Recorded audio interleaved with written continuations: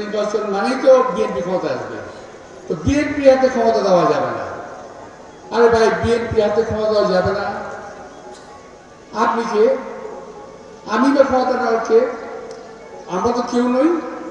এই দেশের জনগণ নির্ধারণ করবে ক্ষমতায় কে আসবে। ভোটের অধিকারটা দিয়ে দেন না ভাই। আমরা স্পষ্ট ভাষায় বলতে চাই, নির্বাচনের পর যে দল ক্ষমতায় আসুক, এই দেশের স্বাধীনতা সার্বভৌমত্ব টিকে রাখার স্বার্থে আমরা তাকেই সমর্থন দিয়ে কাজ করে যাব।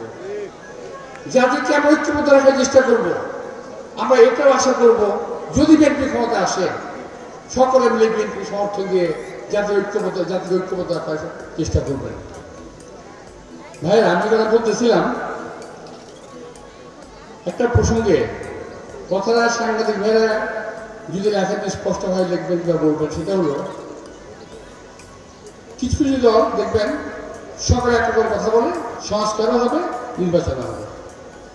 কিছুদিন পর ওনারাই বললেন, হ্যাঁ নির্বাচনও হবে, সংস্কারও হবে।